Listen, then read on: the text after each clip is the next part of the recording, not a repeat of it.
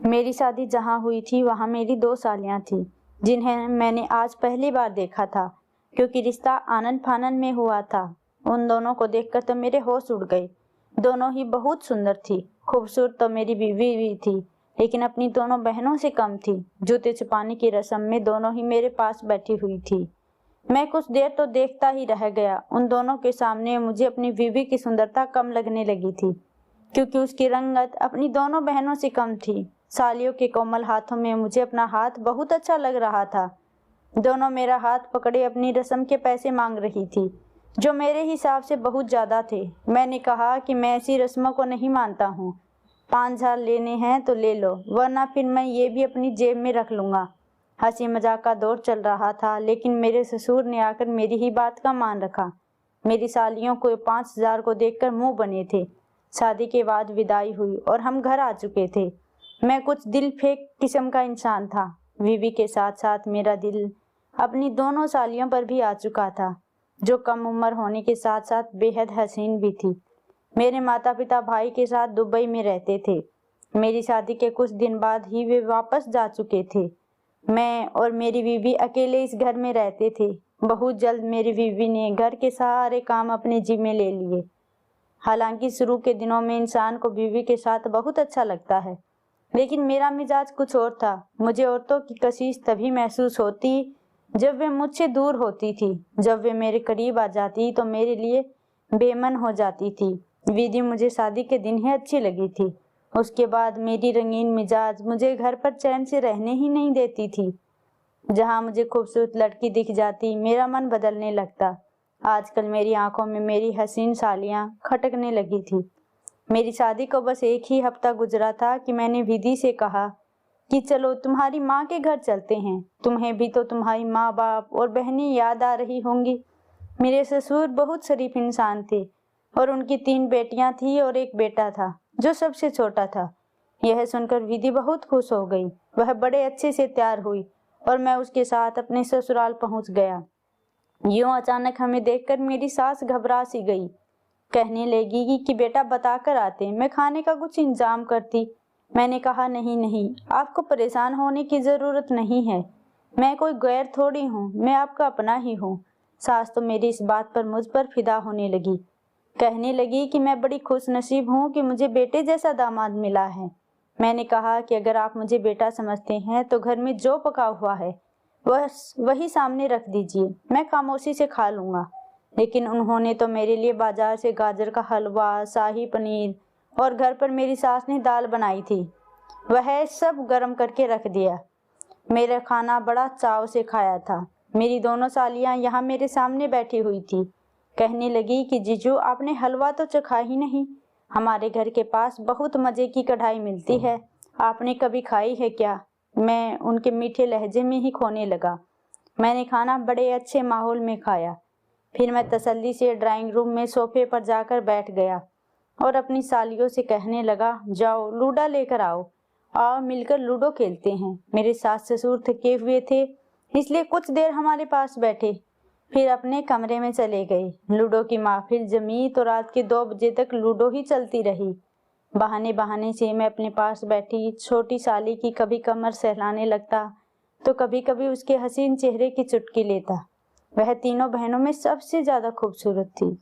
वह मुझे शायद बड़ा भाई समझती थी, इसलिए मेरी करतूतों को समझ नहीं पाई। इस दौरान विधि मुझे कई बार कह चुकी थी कि दीपक घर वापस नहीं जाना, मुझे नींद आ रही है। लेकिन मैं बात टाल जाता कि बस एक बार जरा सोनिया को हरा दूं, फिर चलते हैं। इस चक्कर में रात के 2 बज गई। तो मैंने कहा कि अब तो घर जाना मुश्किल है, ऐसा करते हैं कि यहीं सो जाते हैं। दिक्कत यह थी कि मेरी सास का घर छोटा था, बस 2 ही कमरे थे और एक ड्राइंग रूम था। एक कमरे में मेरे सास ससुर, दूसरे कमरे में मेरी दोनों सालियां। मजबूरन दोनों ने अपना कमरा हमें दे दिया। सुबह बड़े मजे से नाश्ता करके मैं घर वापस लौटा, लेकिन मेरी सालियों का जादू मेरे सर पर सवार हो चुका था। इसलिए मैंने एक बार विधि को कहा कि देखो, यहाँ पर मेरा तो कोई रिश्तेदार नहीं है, तुम घर में अकेली बोर होती रहती हो, तो ऐसा क्या करो कि अपनी बहनों को बुला लिया करो, तुम्हारा दिल भी लगा रहेगा। मैं चाहता था कि किसी न किसी तरह वे यहाँ आने लग जाए। मुझे लगा था कि विधि मेरी बात सुनकर खुशी से उछल पड़ेगी, लेकिन वह कहने लगी, नहीं, मेरे बहनों को नहीं बुलाना, मैं अपने घर में ठीक हूँ, मुझे तो घर के कामों से ही फुर्सत नहीं मिलती।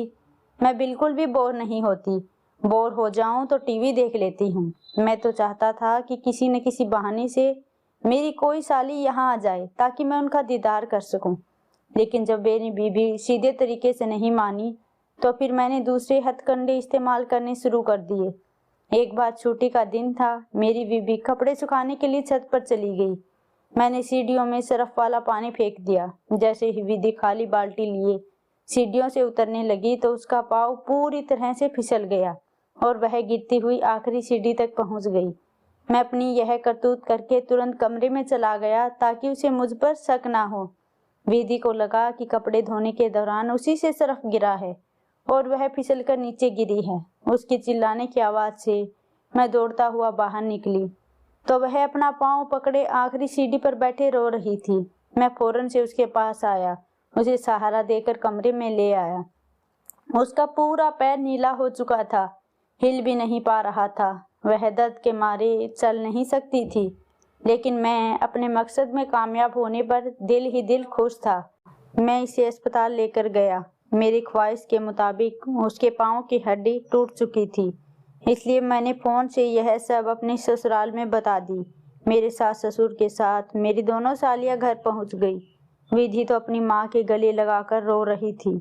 मेरी सास कहने लगी कि बेटा तुम कहो तो विधि को मैं अपने साथ अपने घर ले जाऊं ताकि हम इसकी देखभाल करें। मैंने कहा कि यह तो मुमकिन नहीं है, मैं अकेला घर में विधि के बगैर तो नहीं रह सकता। अगर आप सही समझे तो काजल को यहाँ छोड़ दें, वह अपनी बहन को संभाल लेगी। काजल मेरी बीवी की छोटी बहन थी, विधि से बस 3 साल छोटी थी, लेकिन दिखने में विधि से ज़्यादा हसीन थी। काजल भी रहने पर राजी हो गई क्योंकि अपनी बहन की हालत देखकर परेशान हो गई थी। काजल तो विधि को खाना बेड पर लाकर देती थी।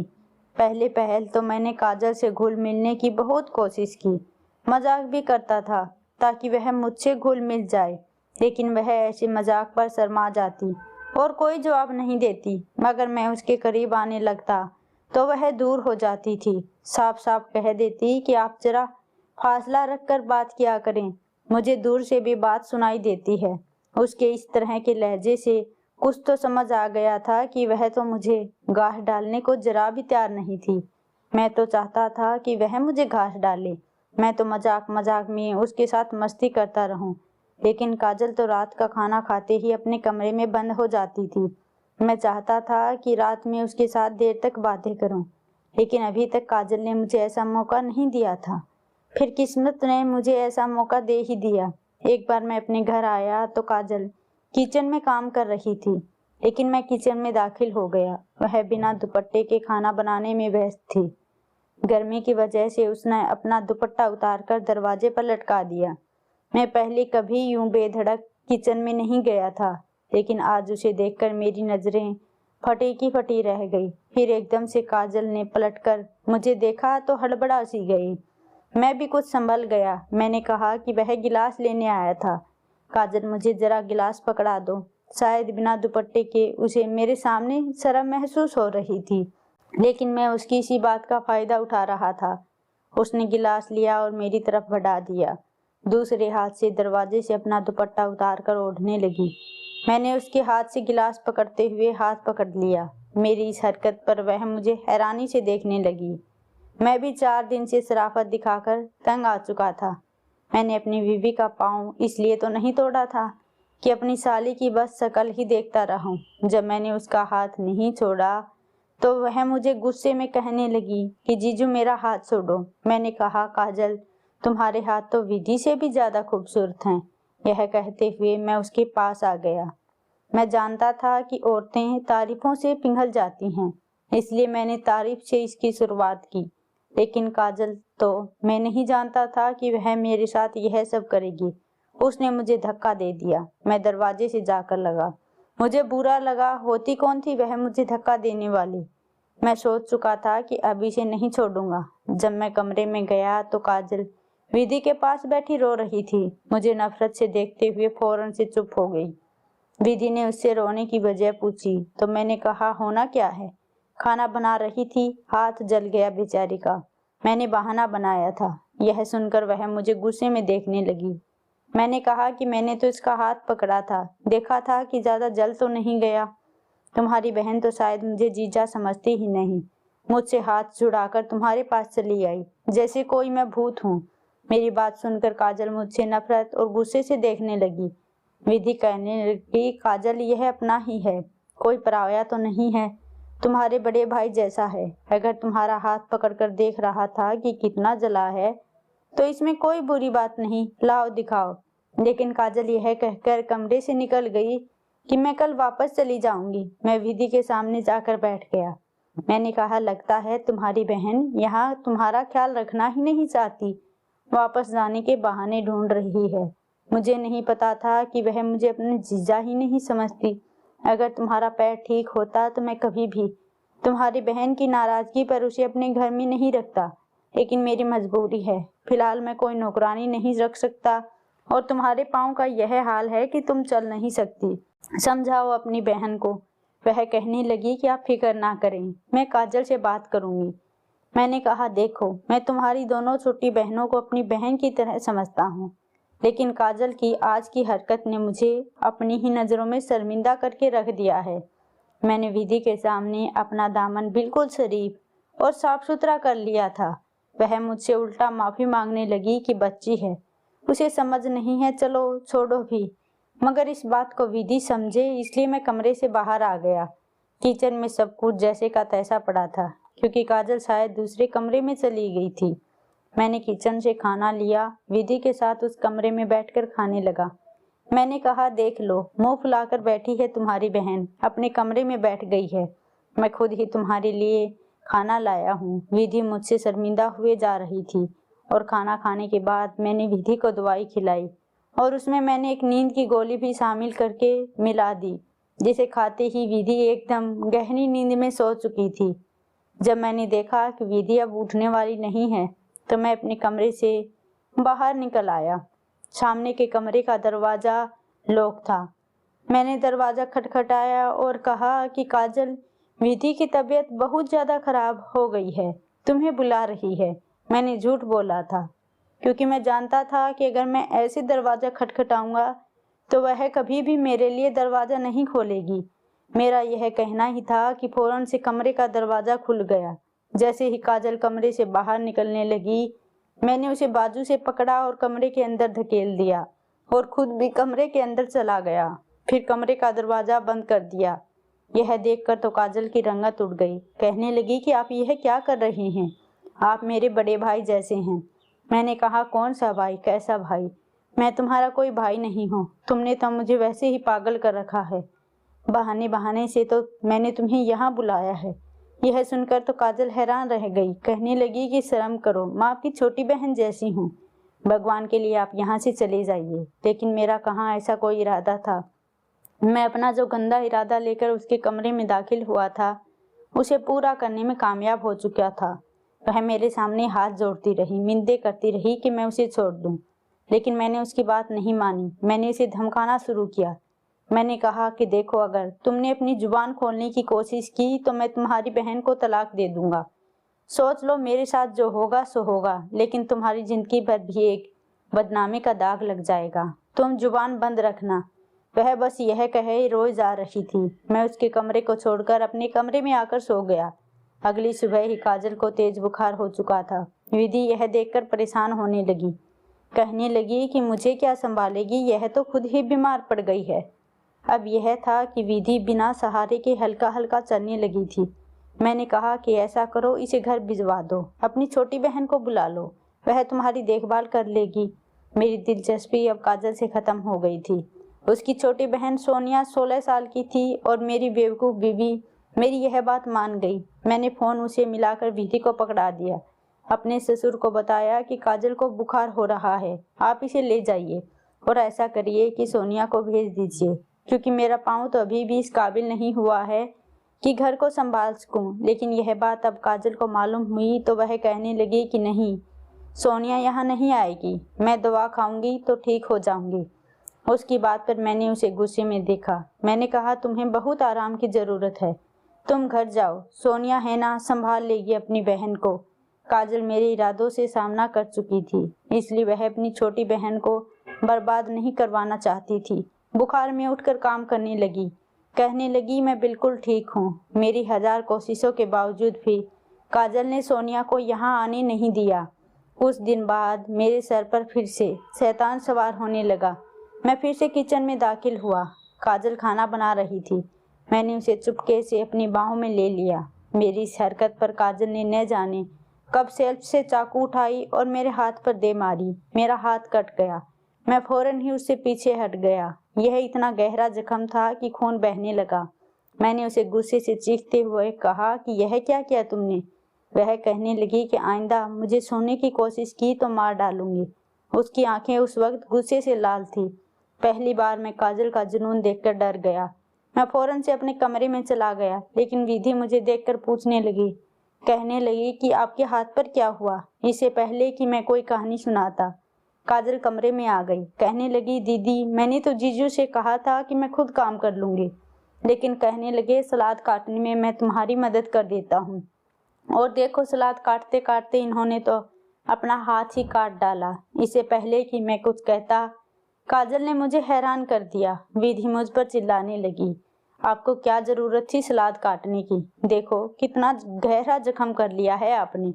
फिर विधि ने काजल से कहा कि जरा मुझे बैंडेड का सामान पकड़ाना, तो उसने उधर से फर्स्ट एड बॉक्स निकाला और विधि को पकड़ा दिया। मैंने औरत का बस एक ही रूप देखा था, वह था कमजोर और बेबस, और यही रूप देखकर मुझे अच्छा लगता था, लेकिन मैं नहीं जानता था कि उसका ऐसा रूप भी हो सकता है। फिलहाल 2-3 दिन मैंने काजल से कुछ नहीं कहा और अपना जख्म ठीक होने का इंतजार करता रहा, लेकिन मैं जानता था कि कमजोर लड़की मेरा मुकाबला नहीं कर सकती। जैसे ही मेरा जख्म कुछ बेहतर हुआ, मैंने रात के बाद काजल के कमरे का दरवाजा खटखटाना शुरू कर दिया। उससे कहा कि दरवाजा खोलो, वरना मैं तुम्हारी बहन को तलाक दे दूंगा। मुझे लगा कि मेरी यह धमकी हर बार मेरे काम आ जाएगी और मैं इस बात का फायदा उठाता रहूंगा, लेकिन कमरे का दरवाजा नहीं खुला। मैं काफी देर तक दरवाजे को बजाता रहा, धमकी देता रहा, लेकिन दरवाजा नहीं खुला और मैं मायूस होकर अपने कमरे में आकर लेट गया। मुझे काजल पर बहुत गुस्सा आया। मैंने विधि से कहा कि देखो, काफी दिनों से काजल यहीं पर है, तुम्हें संभाल रही है, बेचारी थक गई होगी, इसे घर पर भेज दो और सोनिया को बुला लो। लेकिन काजल कहने लगी कि सोनिया की पढ़ाई का नुकसान हो जाएगा, मैं हूं ना आप लोगों की सेवा करने के लिए। कुछ दिनों से मैं महसूस कर रहा था कि खाना खाने के बाद मेरी तबीयत ठीक नहीं लगती थी। खाना खाते ही मुझ पर एक बेचैनी सी होने लगती। मैं लेट तो गया था, लेकिन नींद आंखों में नहीं रहती थी। अपनी इस हालत से तंग आकर मैं एक क्लिनिक में गया। डॉक्टर ने मुझे दवाइयाँ लिखकर दी। जब वह दवाइयाँ खाता तो गहरी नींद में सो जाता, लेकिन उसके बाद मैंने महसूस किया कि मेरी सेहत गिरने लगी थी। मुझे अंदर कमजोरी सी महसूस होने लगी थी। मैं जरा सा चलता तो मेरी सांस फूलने लगती, मेरे हाथ फौरन सून होने लगते। डॉक्टर से इलाज करवाया तो मुझे मालूम हुआ कि मुझे स्लो पॉइजन दिया जा रहा है। यह जानकर मैं काजल पर भड़क उठा, लेकिन वह हंसकर कहने लगी कि तुम जैसे लोगों का मर जाना ही बेहतर है। मैं इस वक्त अस्पताल में हूँ और जहर मेरे पूरे बदन में फैल चुका है। मैं रोज रोता हूँ और अपने गुनाहों की माफी मांगता हूँ। काजल से भी माफी मांग चुका हूँ, लेकिन मैं दिन ब दिन मौत के करीब हो रहा हूँ, लेकिन मेरी तकलीफ कम नहीं होती। मैंने काजल के कहने पर विधि को सारी सच्चाई भी बता दी और उससे माफी भी मांगी है। आज जब मैं मौत के करीब जा रहा हूँ तो अपनी गलती का एहसास हो रहा है, लेकिन अब चाहकर भी मैं कुछ नहीं कर सकता। हाँ, डॉक्टर ने कहा है कि थोड़ी बहुत उम्मीद है कि मैं बच सकता हूँ। मैं भगवान से बस यही प्रार्थना करूंगा कि मैं ठीक हो जाऊं और विधि के साथ अपनी जिंदगी में सदा खुश रहूं। इसके बाद मैं कभी भी किसी दूसरी लड़की की तरफ आंख उठाकर भी नहीं देखूंगा।